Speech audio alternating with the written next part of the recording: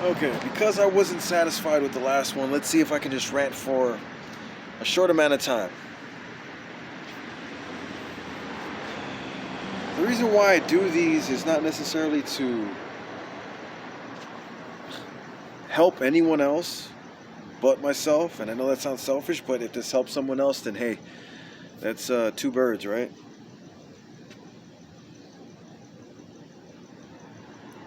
When you speak your mind, even if it's just to yourself, it alleviates a lot of the pent up feeling that you carry with you. If you harbor bad energy, it festers and it rots internally. And for me, it's better just to get it out in the air, get it out in the open. Uh, Judge what? You know how many people wish they can just speak and then have the confidence to put it on the internet without fear of judgment? Who's judging this more than me? I don't even really watch these. I just speak to say what I have to say, and if I happen to be bored and listen to what I was rambling about, then well, it's like I want to correct it. I want to talk about fulfillment. I want to talk about being complete. I want to talk about being whole. Filling the void. And the answer is simple. It's procreation. Procreation, not just sex. Not just fornication, but procreation. Creating something that is profound, professional, progressive, provocative.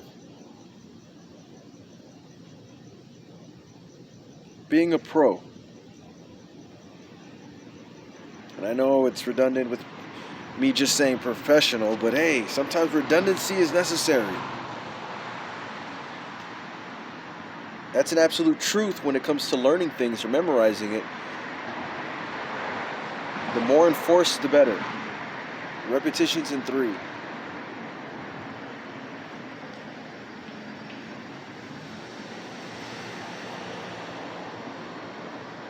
Next time I rant, I will smoke some weed and let's see the difference. The difference between being free and inhibited.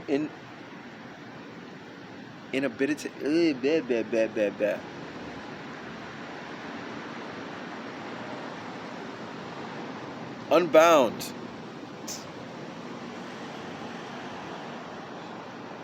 Inhibitions uninhibited.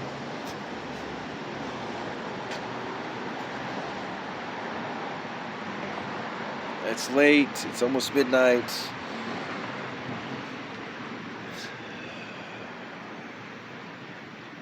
I'm in a constant state of fight, and it's hard to find peace when you're in that state of being.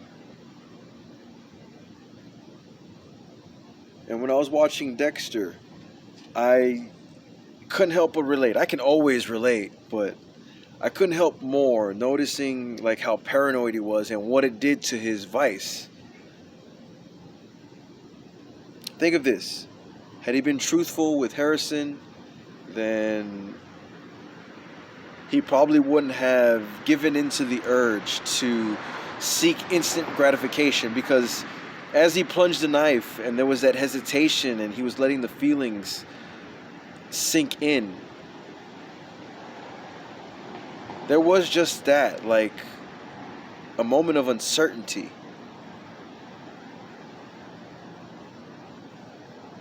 But when you go past the point of no return, what else is there to do? I know what I would have done. Had I found him not guilty, get him completely fucking wasted, get him completely drugged up, talk about you guys had a great time.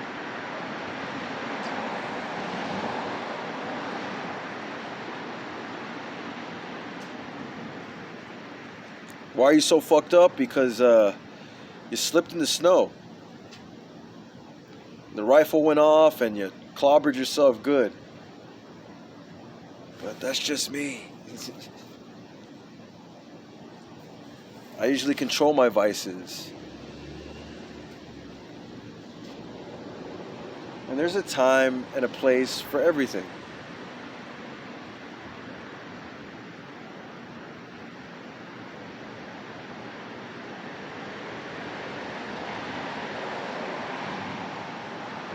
And when it comes to being in control, the best thing to do is be calm. Regardless of how much baggage you're weighing or carrying, debating, with the world on your shoulders, take a step back and take a breath.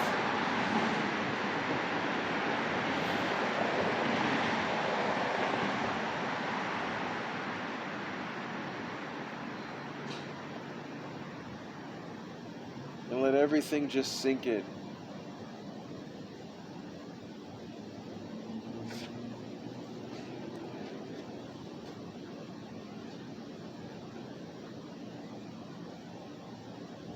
As I record my rant, I guess I'll call this one recording my rant number 4B.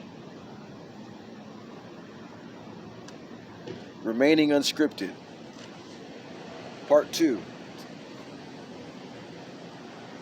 I'm trying to end on a good note. I'm trying to get away from all that troubles me and find a subject, find something to talk about that makes me feel good, that makes me feel complete, makes me feel whole. And it's not hard because in my life I've done so many great things. I've dominated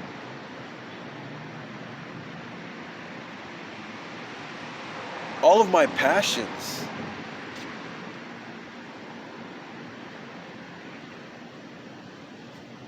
My first Korn concert, I got to meet Jonathan Davis. I got to hug Jonathan Davis. I hugged the hell out of him. He was just like, oh, this guy is squeezing too tight.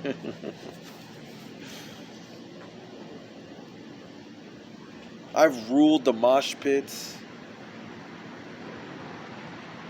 As I mentioned before, I performed in front of a large audience and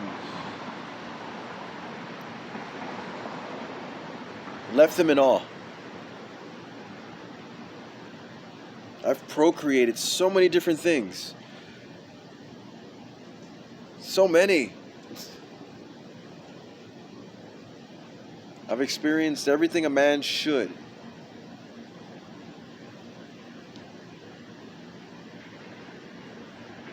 And even though I fulfilled many of my desires, I still have this drive for more. And it's only because I care about myself. I don't want to settle for the achievements that I have accomplished. I'm not going to call them little because cable access television is still television.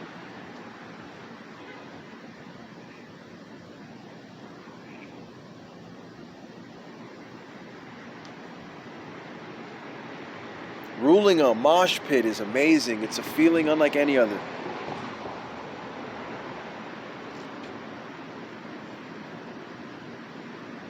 And regardless of what stage, to impress a performer with feats of agility, to front flip and take out a whole mosh pit. Ozfest 2003 on the side stage. Ghostface Killer was on there. No, this wasn't Ozfest. This was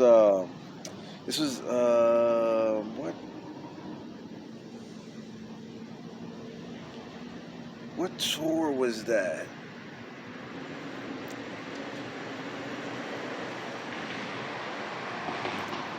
It eludes me for the moment.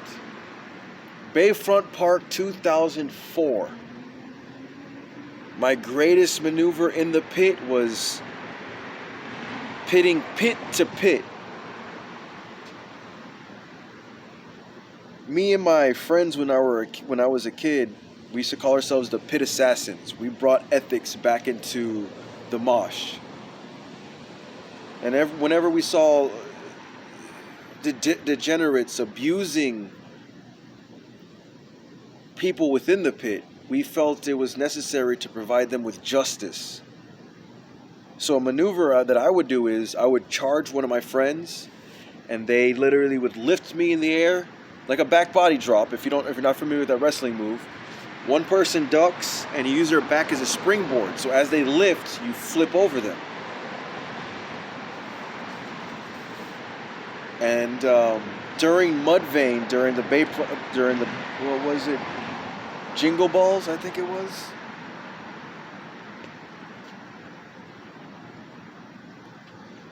During Mudvayne, I pitted from pit to pit. I literally missed the guy I was targeting and overshot. And as I was looking under, I saw so many innocent people that I had to extend my body and look for an open ground to land on. And sure enough, it was the pit next door. And I landed on my feet and I kept pitting. And at the end of the song, I remember taking a break and looking for my friends.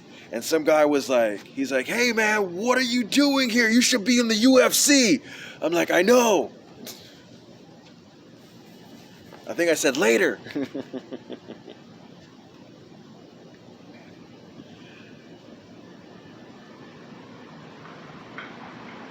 And being able to achieve this, to feel what I felt in that moment, was absolute freedom.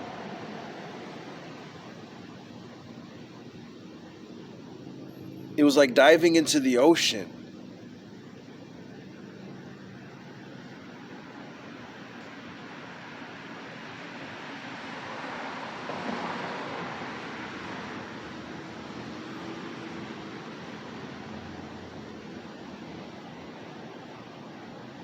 And when you dominate a pit,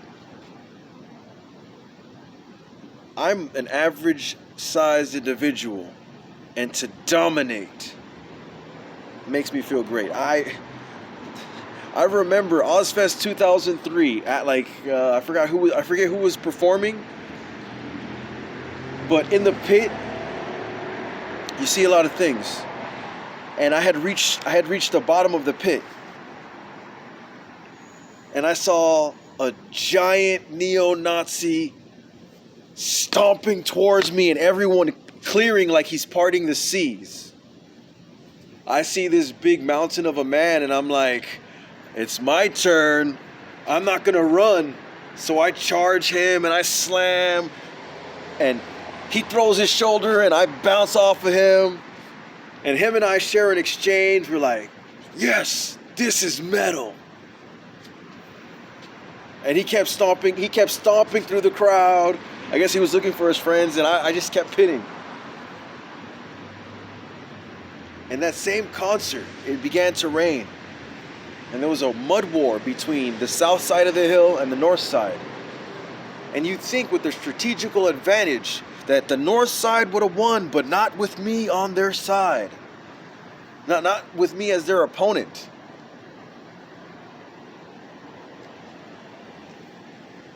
I remember the music was blaring and I'm having a great... I've seen all of these mud balls flying at everyone. And I'm sitting there intercepting everything, pulling it out of the sky, just completely snatching it out of the air. I saved a bunch of people. Literally, these giant balls of mud flying towards people's heads, being just flung from the north to the south. And I remember there was my counterpart in the north. It was a guy wearing a blue kilt. And I was wearing a red kilt. And we made eye contact. And we just flung mud at each other. Being victorious in that was an amazing feeling as well. Not as great as pitting from pit to pit, but it ranks up there. Now I consider that a pit war. But if you've never experienced a mosh pit, I encourage you to go to a rock show and try it. Feel it. You don't have to understand it, just watch and then participate.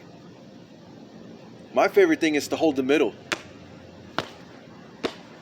Everybody's trying to hit you all at once. Everybody's trying to blindside you. And it's up to you to use your instincts to feel and to repel.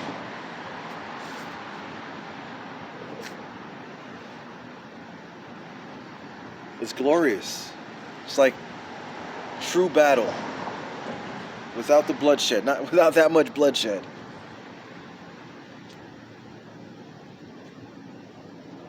And pit ethics are amazing. When you see a giant pit and someone goes down and everybody crowds around to pick them back up, I've saved a few people from getting stomped on. Those thank yous, like when you meet when you save somebody and you make that eye contact and you see it's a genuine thanks, you just saved me. Makes you feel good. Now going back to meeting Jonathan Davis, there was a competition on a radio station in South Florida. The radio station was 94.9 Zeta, the rock station, before it got bought out. They wanted the craziest Korn fans to come down and prove their insanity. And by the time we got there to the booth, they had told me that some girl had won, and I'm like, what? No, I haven't got my chance yet. So I told them, I'll burn the name of the radio station on my arm with cigarettes. So I took a black marker and I wrote Zeta on my arm. And they had told me that the girl carved Korn on her stomach, so that's why I had to one-up them. I'm like, you're the radio station though. And once everybody lit their cigarettes, the DJs at the booth were like, hey, you don't have to do it, man. You don't have to do it. And I'm like, no, I have to do it. So me and everybody we were with, we stood around smoking and just, everybody took a letter and just started burning it into my skin. And when they said we won, we were going to go backstage and hang out with Jonathan Davis as a group. We all won. We all won. I saw that girl and I was so shocked. I was like, not because of the pain, because what Jonathan Davis did for me, he helped me find identity. He helped me scream a silent pain, because when I was growing up, I was very restricted while everybody else had freedoms.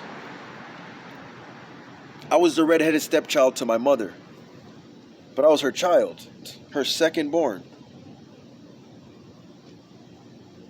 And when she got a new boyfriend, everything I did was wrong. Everything I did was bad. I listened to devil music, and Korn's not devil music.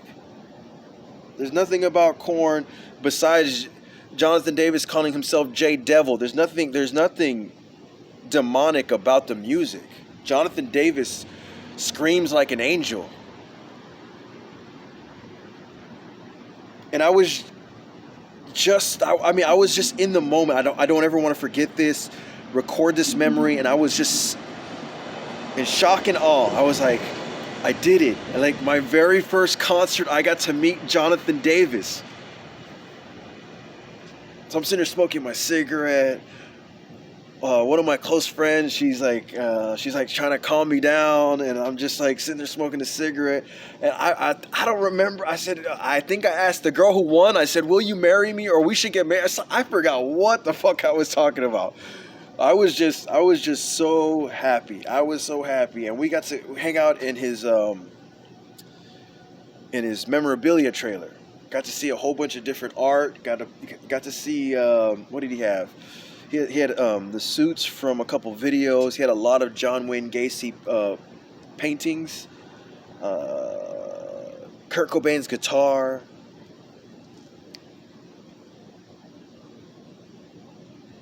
And I remember looking at everybody's face. Like I was just listening. I was just listening to all the stories. I wasn't really like trying to like take everything in. I should have been. I should have tried to take in everything, but I was so mesmerized by Jonathan Davis talking to us. He's like a tour guide. He became the lead singer of my favorite band to tour guide, and I kind of felt like Man, this is amazing. And the chick, she was wearing a sports bra, and she carved in corn on her stomach with a razor blade. I was like, yeah, will you marry me or something like that? And then we just never, no cell phones back then. This is 2003. This, like, you barely had a flip phone.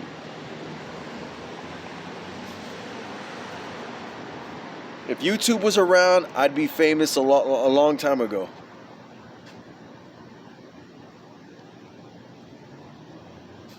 I like this rant. This is a better rant.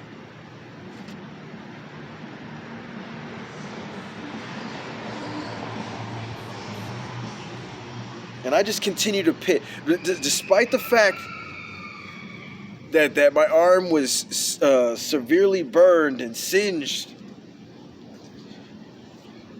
I went out there and I pitted my ass off. There was a moment. I remember I was sitting in between one of my friend's laps, and she was just like calming me down, and then, like, we smoked some weed, and then that's it. I came back. I'm like, okay, I'm here. Thank you. And they're like, we should be thanking you. And I'm like, no, thank you for keeping me here, though.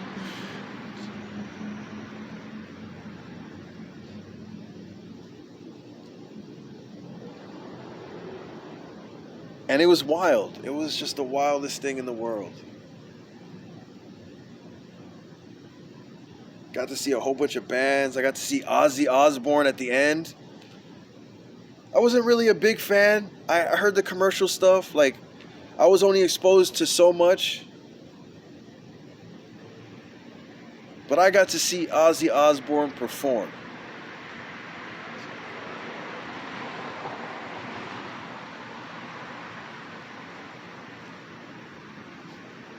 I also got to see Linkin Park. I wasn't really a big Linkin Park fan.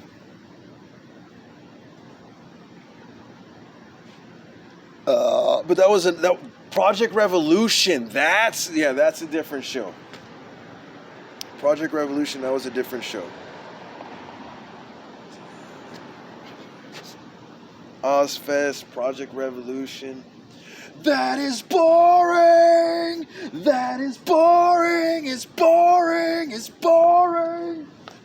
We're there walking away. We're all leaving. Everybody left. And we're just like, I'm hoping, like, they might play the song. Come on, let's not be in a rush to leave. And sure enough, Jonathan came out at the end. I was like, yes. Corn!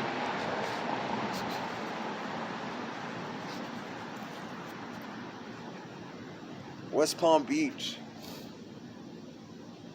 and Bayfront Park. Good times, great times. Where we at? I mean, I made space, but I gotta upload this, and I don't want to sit here for an hour uploading it.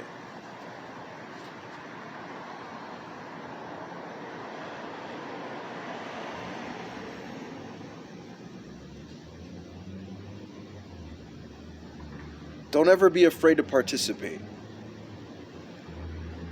Because the moment you do, the moment you fail yourself, it turns into regret. If you do something that you want to do and you don't do great at it, you still did it.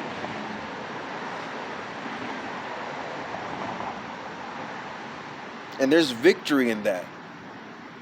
Victory for self. You don't hold back. Not for yourself. Although I do wish that at Project Revolution, I won that breakdancing contest. I was just like, I saw the ravers. The ravers were there, and they were like flinging their glow sticks, and I'm like, oh, let these goth kids have some attention. They need it. I mean, I go over there and steal the show with my little breakdance moves. I got a few of them. Let me see. He's like,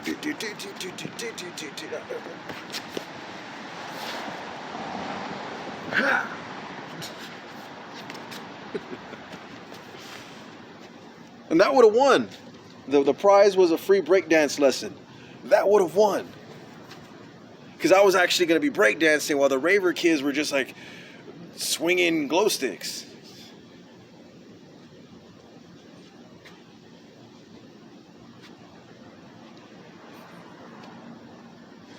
Good times. People that know me are going to love that dance. I haven't seen that in a while.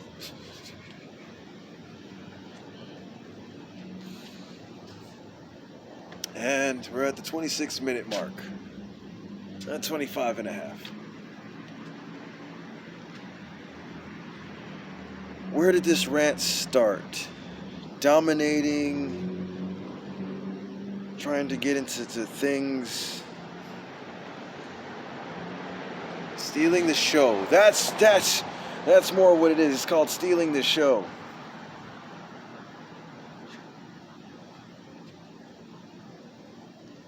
And I was born in the year of the pig, so I don't mind sharing the spotlight. That's my whole thing. It's like, you could be the star of the show, or you can share it with everyone else. One, it's more and less burden that way.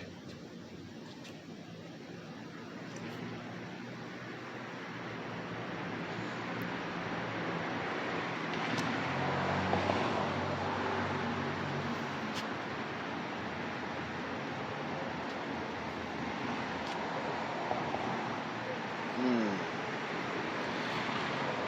26.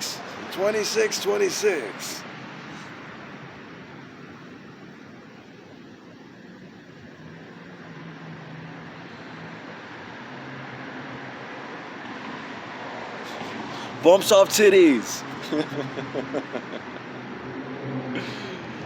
Now that's old school. Yeah, but that's another story, another day, another time. Note to self, speak of the watering hole.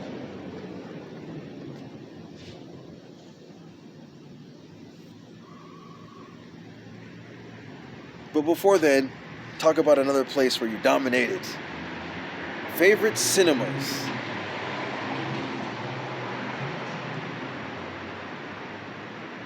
I started from the bottom and I worked my way all the way to head projectionist. The only thing after head projectionist was management. And I was okay with that. I was like, yeah, you guys can be the manager. I'll be the head projectionist. Although that place was haunted, if you don't believe in ghosts, you don't know concentrated energy. I remember one time I was threading number 4. That's the corridor was in the shape of a T. You have the entrance, and then you have 4 projectors this way. Or was it 5? You got 1, 2, 3, 4, 5, 6, 7, 8. Okay, yeah. So it was 3 projectors horizontal and 5 projectors vertical. So I was threading the 4th one, and all of a sudden the lights turned off, and I'm thinking someone's messing with me. Like, hey, stop messing with me! I'm sitting here trying to thread, and as I get up, like, just this shadow envelops me, and I freak out. I'm not one to scare easy. But when I see something kind of like this, I ran straight to the police. There was an officer on duty who hangs out on the weekends, and I ran, and I refused to go back up and do anything else unless somebody went up with me. But that wasn't the first time I seen a ghost. That wasn't the first time I experienced something supernatural. And it's just metaphysical. It's metaphysics. It's energy that is left behind. And I know right now we don't understand how to read it with all of these fakes creating entertainment to represent what's real and what's fake. Sorrow is a real, powerful emotion. Regret.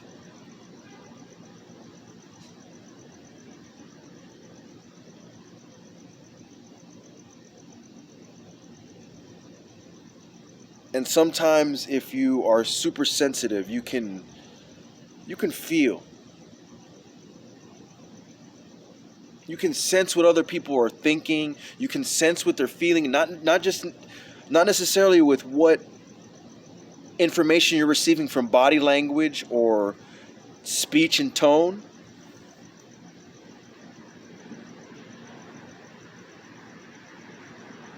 You just have to use your imagination. And that's a part of anything spiritual. If you don't have the imagination to understand the information that you're receiving, call it intuition, call it instinct. If you're not trained to receive this information, like if you're a fighter, your twitch muscle response is governed by what you perceive. But sometimes you just know that you got to strike first. And in that feeling and in that knowing, there's a sense of tapping into your imagination, running every scenario and filtering out the more likely, the highest probability.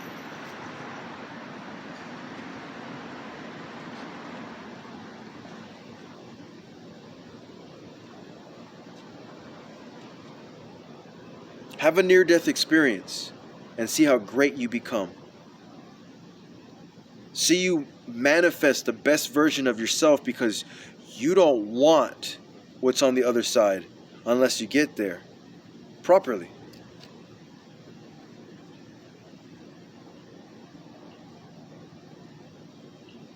Now, I know metaphysically people are, especially people in my ideology, in science, preaching metaphysics to scientists is difficult because it has to be on a first-hand experience. The only way to be truly baptized, drown until death, and then resuscitate. And then you tell me what you see. You tell me what you feel, perceive. That's the real baptism. Just like the real communion is diluting water, breaking bread, and making fish soup.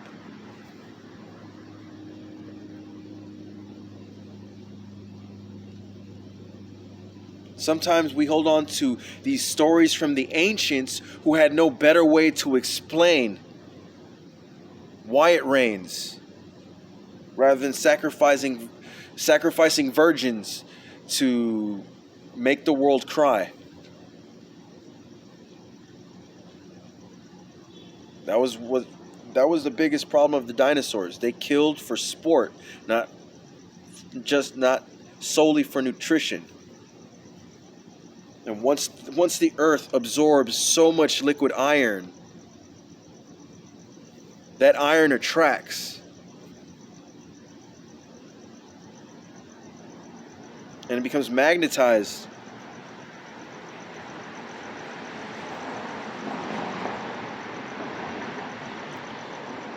And as I reach the 30-minute mark, I'm trying to see where I want to bring this rant around.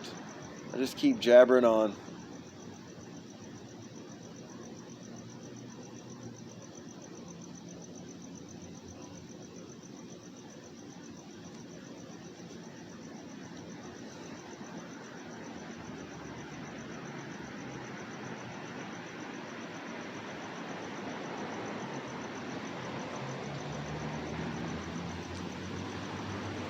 So much to say, so little time. So much villainy around.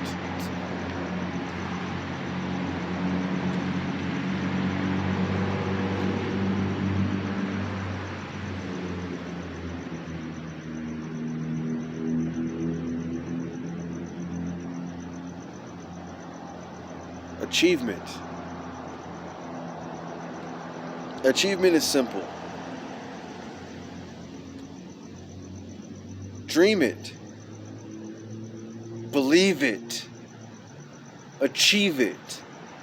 And I know these are words that you've heard regurgitated and recycled throughout social media or the duration of social media. But it's true. That spark is a spark And with any spark, you can start a fire.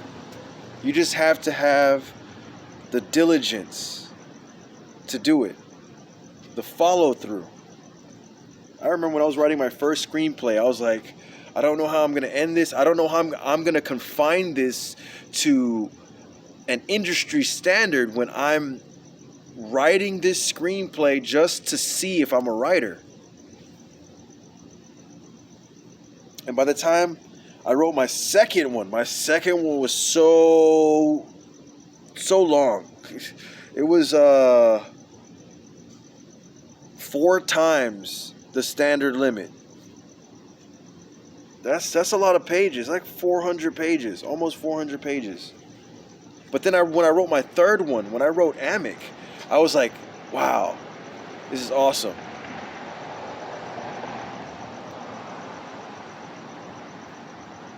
And by the time I reached Thor, Goddess of Thunder, I'm like, man, I can write anything I want. I can keep it within the confines. I can tell a meaningful story. And now that I haven't written a screenplay in a long time, I mean, I write to write, but I haven't sat down to write a screenplay because of my situation. I've had people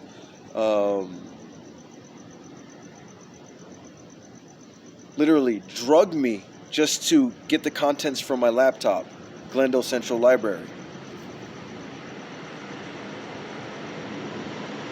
There's a bunch of other people who used to work in the Gain building. It was a solar panel company. And those motherfuckers tried to kill me for a comic book. Dude had a gun, was too chicken shit because I called him out on it. But that's not here nor there.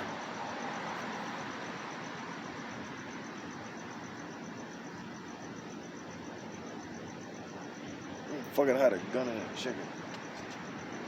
You think that's gonna be safe just because you bought a dirty piece? Whatever.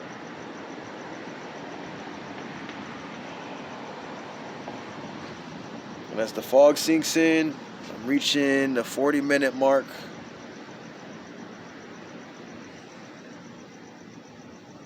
I should have stopped this rant a long time ago. As a matter of fact, I'm gonna end it now. So this is the end of recording my rant number 4, B, remaining unscripted. This is the feeling I like. When I just speak and it's not just about tooting my own horn. It's about remembering. It's about these sentimental moments and the brain chemistry that accompanies it. That's love. Don't forget to love yourself. Don't forget to appreciate who you are, as long as you're happy with the choices that you made. As long as you try to be good. Because if you try to be good, chances are you will be. If you keep going.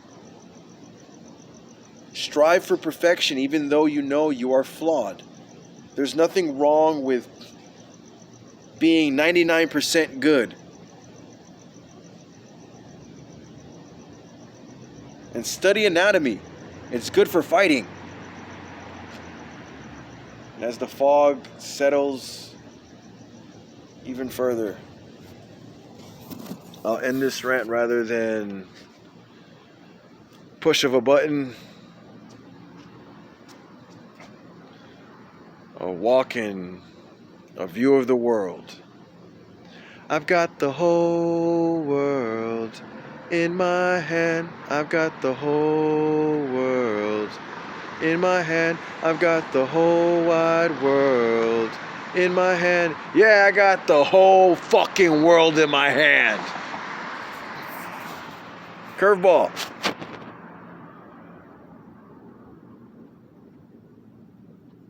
Do I want to say something clever in the end?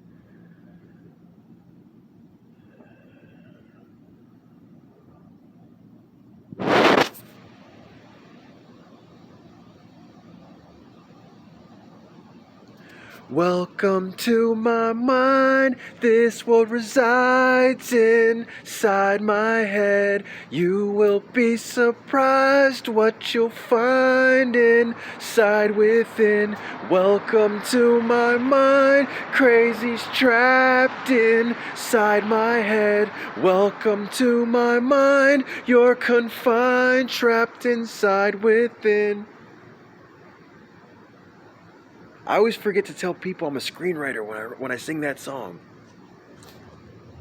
Welcome to my mind, this world resides inside my head. You will be surprised what you'll find inside within. Welcome to my mind, this world resides inside my head.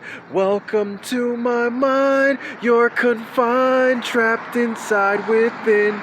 I messed up that last part.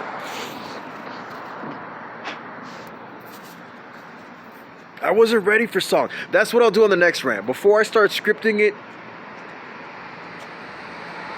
it'll be karaoke night. I'll put on a performance. What a way to thicken your skin than singing music. Sing your own music.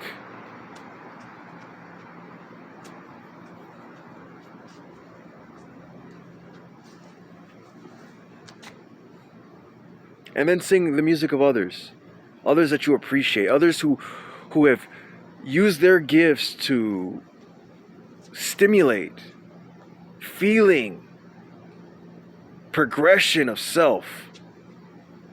Not everybody can do it, but everyone can if they just set aside their shame. Don't be ashamed if you can't sing. Don't be ashamed if you can't write music, because if you push away that shame and you force yourself, you know what? I'm going to write something, I'm going to sing a song, and I'm going to sing it every day. You will strengthen your vocal cords. You will have passion in your words.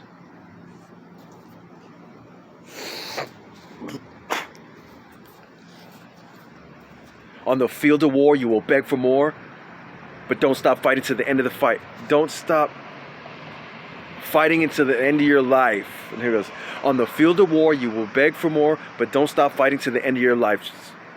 At the heart of the storm, you will build your lore. Dreaming isn't to the end of the fight. So just hold your breath until there's nothing left. And if you take that step in, then you strike. When you're running with men, you don't play pretend. You give it all that you can and give it all that you got. And when you run out of steam, just remember to breathe. You be all that you need. And then you strike. Now, some of those words were confident, and some of them weren't. I changed it. I rearranged it. And I even missed a line I added to fit into someone else's music. But on the parts where I was confident is because I wrote those words, and I played with those words. I practiced. I found a way that meaningful to me. So let me try that again. On the field of war, you will beg for more. Don't stop fighting to the end of your life. At the heart of the storm, you will build your lore. Dreaming isn't to the end of the fight. So just hold your breath until there's nothing left. And as you take that step in, then you strike. When you're running with men, you don't play pretend. You give it all that you can and give it all that you got. And when you run out of steam, just remember to breathe. Don't stop to think. Be all that you need, and then you strike. Live for the one. Fight for the one. Die for the one. Rise for the one. Mind of the one. And then I hear a call from inside. I'll get it down.